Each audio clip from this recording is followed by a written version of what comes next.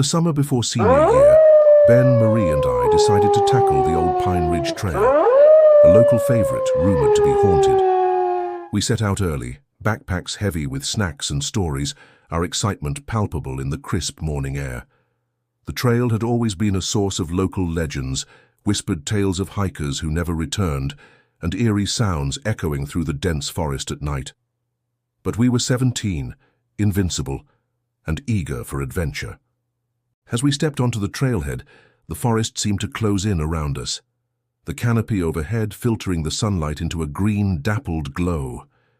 The path wound through thick woods, ancient trees towering above us like silent sentinels. Cicadas buzzed incessantly, their chorus a constant backdrop to our chatter and laughter. We joked and dared each other to keep going, even as the trail grew steeper and more challenging.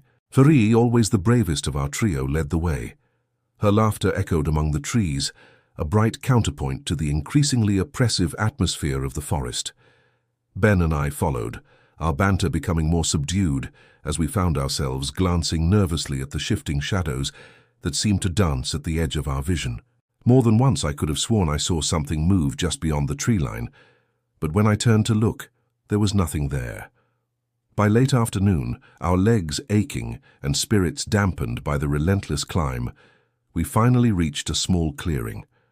A trickling stream cut through the glade, its gentle burbling a welcome relief from the eerie silence that had fallen over the woods. We decided to set up camp, grateful for the open space after hours of claustrophobic forest trails.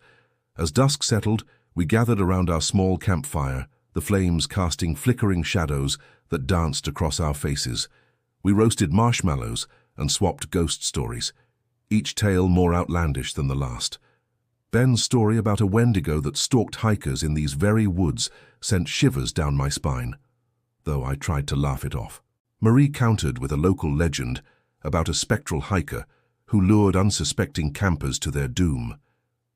As the night grew darker, our stories became more hushed, as if we were afraid of being overheard by whatever might be lurking in the shadows beyond our circle of firelight. Suddenly, a strange guttural growl echoed from the darkness beyond the trees. The sound was unlike anything I'd ever heard before. Not quite animal, not quite human. We froze, our ghost stories forgotten as reality intruded with chilling force. The marshmallow on my stick dropped unnoticed into the fire as we strained our ears, trying to pinpoint the source of the sound. The growl came again, closer this time. It seemed to circle our campsite, moving with unnatural speed. Ben gripped his flashlight so tightly his knuckles turned white, sweeping the beam frantically across the tree line.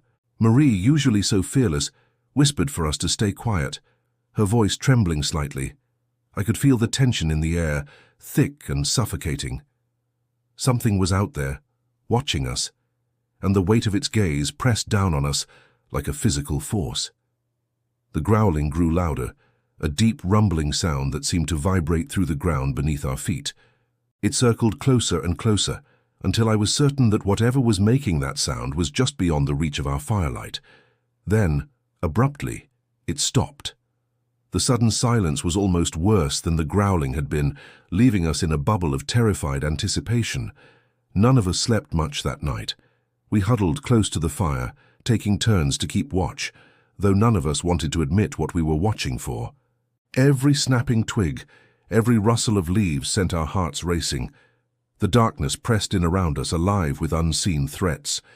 I found myself thinking of all the stories we'd heard about the Pine Ridge Trail, wondering how many of them might be true. As the first light of dawn began to filter through the trees, we breathed a collective sigh of relief. We had made it through the night, but our relief was short-lived.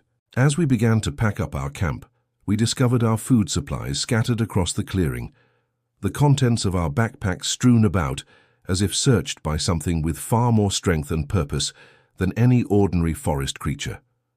But it was the footprints that truly chilled us to the bone. Pressed into the soft earth around our campsite were a series of tracks unlike anything we'd ever seen. They were huge, easily twice the size of a human foot, with long curved claws that had dug deep furrows into the soil. Whatever had made those prints had circled our camp multiple times during the night, coming close enough to touch our tents had it wished.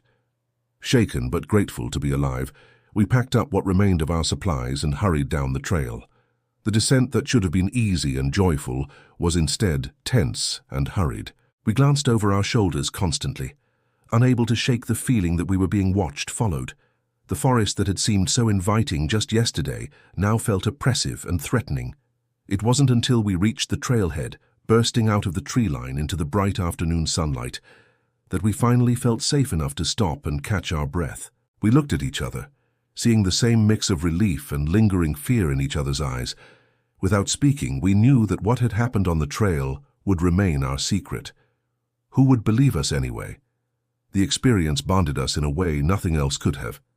In the years that followed, as we went our separate ways to college and careers, that night on Pine Ridge Trail remained a touchstone for our friendship. We never spoke of it to others, but among ourselves a shared glance or a half-finished sentence was enough to bring it all rushing back. The fear, the mystery, and the unshakable certainty that something beyond our understanding had stalked us in those woods. Even now, years later, I sometimes wake in the night, my heart pounding, sure that I've heard that guttural growl again. In those moments, I reach for my phone, tempted to call Ben or Marie, knowing they'd understand. But I never do. Some experiences are too profound, too terrifying to revisit in the light of day. The memory of that night, and whatever stalked us in the woods, remains our secret, a story we'll never forget and never fully tell. Sometimes when I'm hiking a new trail or camping under the stars, I find myself listening intently to the sounds of the forest around me. And sometimes, just sometimes, I think I hear something moving in the underbrush, something too big and too purposeful to be any ordinary animal. In those moments I remember the Pine Ridge Trail, and I wonder what might be out there, watching and waiting in the darkness beyond the firelight.